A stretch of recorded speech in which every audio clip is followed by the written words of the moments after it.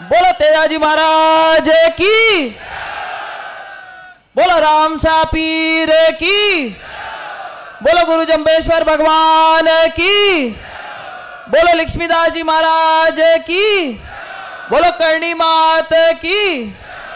लाडला नाराज नहीं हो जाए वास्ते 33 करोड़ देवी देवताओं की।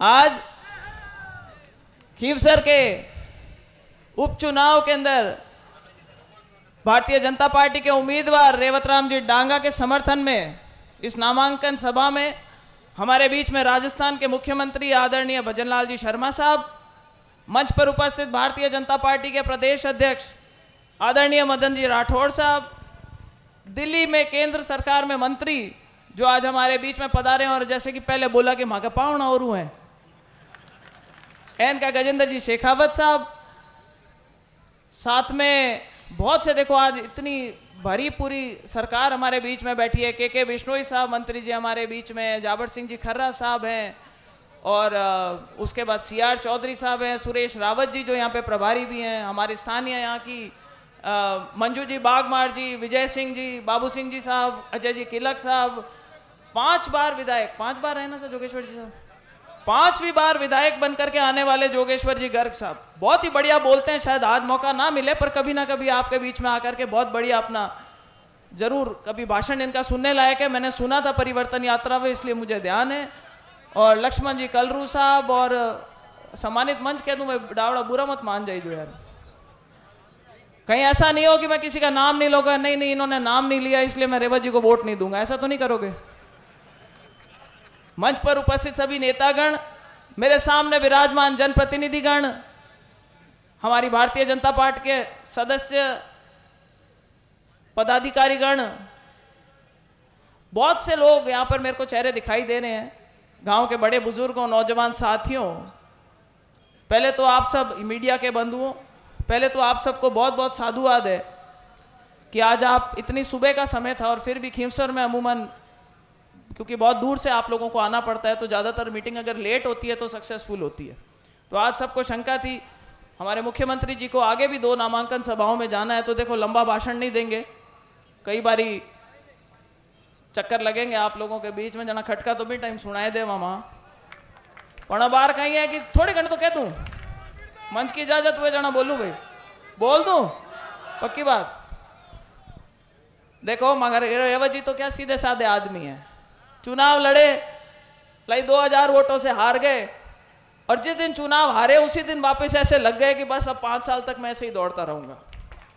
उनको ये उम्मीद नहीं थी कि उपचुनाव हो जाएगा। लोकसभा के चुनाव हुए उसमें भी पूरे टाइम दौड़े और लोकसभा के चुनाव में भी मामला थोड़ो करेगो, फिर भी रेवत जी कौन रुकिया, अरे को नतीजों कहीं हुए मैं ध्यान है।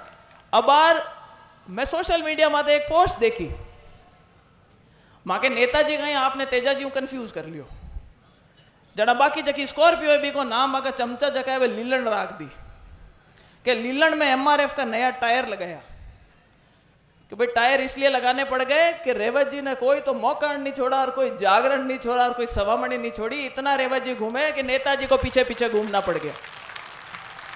जनता का इतना जुड़ाव है रेवत जी का, और आज आप लोगों की भावनाएं देख करके पता चल रहा है कि भाई माहौल इस बार खींवसर में जोरदार है। जो पिछली बार 2000 वोटों की कमी रही थी उसको मुझे लगता है कम से कम 20,000 वोटों से अब की बार आप पूर्ति करेंगे।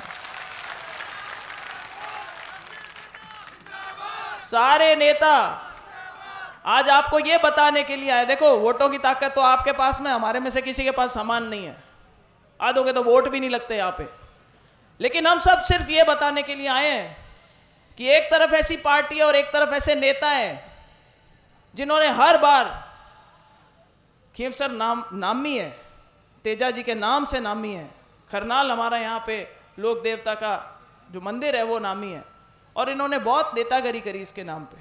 कभी ईंटों के मामले में बोल दिया, पहले तो बोला ईंट नकली है, और फिर इन लोगों के साथ में तालमेल बिठा लिया और हरियाणा तक गए प्रचार करने के लिए। वो बात और है कि हेलीकॉप्टर लेकर के 4 जिन विधानसभाओं में गए, चारों के चारों इनके जो कैंडिडेट जिनके समर्थन में गए, जमानतें जब्त हुई थी उनकी। और वो कारण ये है कि जनता समझ गई, और जनता से पहले तो कहीं मां का नेता समझ गया, बीजेपी का वो और भले कांग्रेस का वो। नेताजी कहीं करता कि हर बार एक गठबंधन कर आता, कोई चुनाव लड़ो, मारे हामी लड़ो, दूजा के हामी लड़ो, कहीं करता गठबंधन आता, दो पार्टियां मिल भेड़ी उड़ चुनाव लड़ती। अब कल कहीं त्रिकोणीय संघर्ष हुई को जना और ही रोचक हुई मुकाबलों में तो कहूं। और ये पहला ऐसा मौका है हम लोगों के बहुत लंबे समय में जब भारतीय जनता पार्टी आज इतनी मजबूत स्थिति में, केंद्र में सरकार है, राजस्थान में सरकार है, और हम लोग, हमारे मुख्यमंत्री जी, हमारे नेता, हमारे मंत्री सिर्फ इसी आपको आश्वासन देने के लिए आए हैं कि आज रेवत राम जी अकेले नहीं है। भारतीय जनता पार्टी हिंदुस्तान की क्या, दुनिया की सबसे बड़ी पार्टी है। और एक पूरी व्यवस्था होती है, एक पूरी सरकार का भार उनके पीछे होगा। जिस दिन आप उनको जिता करके विधानसभा में भेजोगे, हमारे सामने वाले नेताजी कहते हैं कि मैंने विधानसभा में तेजा जी का जयकारा लगा दिया। अरे भाई, आपने तो तेजा जी का जयकारा लगाया है, हमारे रेवा जी को भिजवा दो, ये तो नाच और दिखाए दे बटे।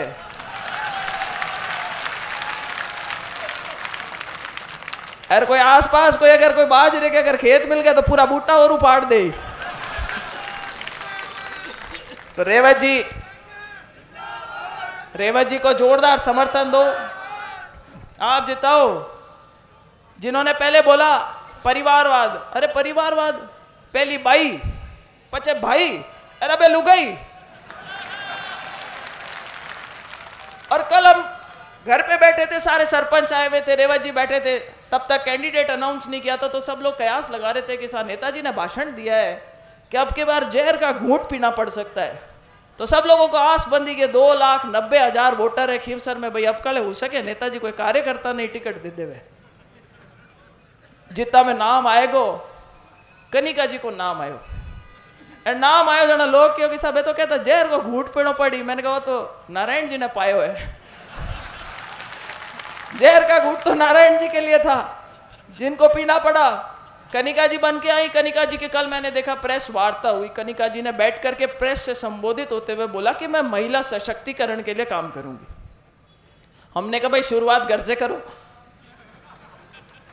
पहले हमारे नेताजी किसी को तो बख्शा नहीं महिलाओं से बात करने का, चाहे वसुंधरा राजे जी हो, चाहे स्वर्गीय किरण महेश्वरी जी हो, चाहे दिव्या मदेरना हो, और चाहे ज्योति मिर्धा, हम तो खैर रोज ही सुनते हैं। तो पहले तो बोलचाल, अपनी भाषा सुधारनी पड़ेगी। वैसे फर्क भी आया है, नेताजी आजकल भाषा अलग बोलते हैं, भाषण सब भी हो गए। अभी परसों आए जब भाषण में क्या कह रहे थे, वहां पे अपने लोगों को इकट्ठा किया, जब बोले भाई हेलमेट लगा के चलना, फंस सकते हो, गाड़ियों के बोले काले शीशे मत करना और कागज पूरे लेकर के चलना, ये बीजेपी की सरकार है, कुछ भी कर सकती है तुम्हारा। लोग भी असमंजस में बोले यही नेताजी कल को तो कहते करते डरो मत, मैं फोन करूंगा और छूट जाओगे। उन्हीं नेताजी की आज भाषा बदल गई, क्योंकि जो सरकारें हैं वो उनकी रीति नीति समझ गई और जनता उनकी रीति नीति समझ गई। आज परिस्थितियां बिल्कुल अलग है ग्राउंड पे। खीवसर के लोग चाहते हैं कि हमारा विकास हो, हमारा काम हो, अगर हम कहीं जाएं तो कोई हमारी सुनवाई हो। उनको आज भी बरगला रहे हैं। भाषण में क्या बोले कि 13 तक तो वोट पड़ेंगे, दब के रहो थोड़े से, 15 तारीख को कलेक्टर की और एसपी की कुर्सी में वापस अपन ही बैठेंगे। भाई कैसे बैठोगे, राज तो इनका है। खीवसर की एक सीट से राज थोड़ी पलट जाएगा, सत्ता पर पलट रही है क्या, सत्ता तो बनी हुई है और राज यही रहेगा 4.25 साल तक। काम अपने को यहीं से निकालने हैं। और एक और आरोप लगाएंगे कि हमारे रेवत डांगा जी को जातिवाद के रूप में बांटना चाहेंगे। रेवत डांगा जी का मैं कहना चाहूंगी, किसान वर्ग के हैं, अपने समाज से आते हैं, किसी को 36 कौम का हमें सहयोग चाहिए जीतने के लिए। और अगर किसी के कोई बढ़त हो तो भाई उनके बट निकालने मत पहुंच जाना। लाई बड़ा आदमी है, 2 चुनाव लड़ने के, दूसरे चुनाव लड़ रहे, खर्चा भी होता है। पहले चुनाव में चुनाव लड़े, हार गए, बहुत थोड़े कम वोटों से हार गए, नींद 2-2 घंटे लेकर के निकाला, इन्होंने काम चलाया है। तो भाई अब की बार अगर कोई गिले शिकवे छोटे बड़े हो तो मैं कहूंगी कि हाथ जोड़ करके निवेदन है। मैं अपनी तरफ से सिर्फ इतना ही कहना चाहती हूँ कि मैं तो भाई रेवत डांगा जी का नहीं मानती, मैं तो ये मानती हूँ ये मेरा ही चुनाव है। ज्योति मिर्धा यही सोच करके चुनाव लड़ेगी कि वही रेवत डांगा है, और हर एक संभव प्रयास करेंगे कि सब लोग साथ मिलकर के, हमारे नेता साथ मिलकर के, हमारी जनता साथ मिलकर के रेवत डांगा जी को एक जोरदार यहां से जीत दिला करके भेजे, जब तो बात भी बने। और मुख्यमंत्री जी भी, मैं आपका भी धन्यवाद करना चाहूंगी। मेरे नामांकन में आप आए थे, हमारे पूरे राजस्थान की एक सबसे ज्वलंत समस्या थी जो आपने किसी ने सामने नहीं रखी थी। मैंने बोला भाटों की ट्रॉलियों से परेशान हो रहे हैं, आपने इशारे में बोला और आज तक कोई परेशान नहीं हो रहा। ये राज के पड़के होते हैं, ये राज की ताकत होती है। आज अगर हम कहें, आज हम बोले कि हमारे किसान भाइयों के जो मुआवजा मिलवाना है, वो उसके लिए मैं मुख्यमंत्री जी से निवेदन करूंगी कि आप प्रयास करें कि वो जल्दी मिले।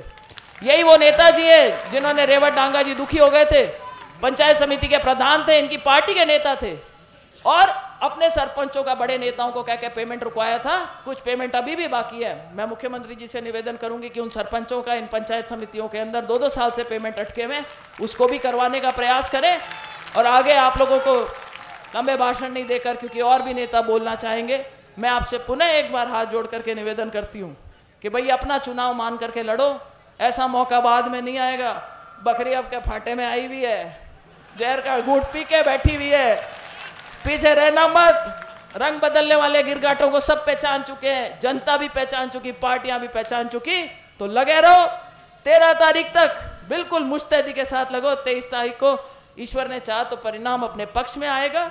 इन्हीं शब्दों के साथ आप इस वक्त यहाँ पर पधारे, रेवत जी के समर्थन में पधारे, हमारी बात सुनी, उसके लिए बहुत बहुत आभार, बहुत बहुत धन्यवाद। राम राम सर, और बोलो भारत माता की।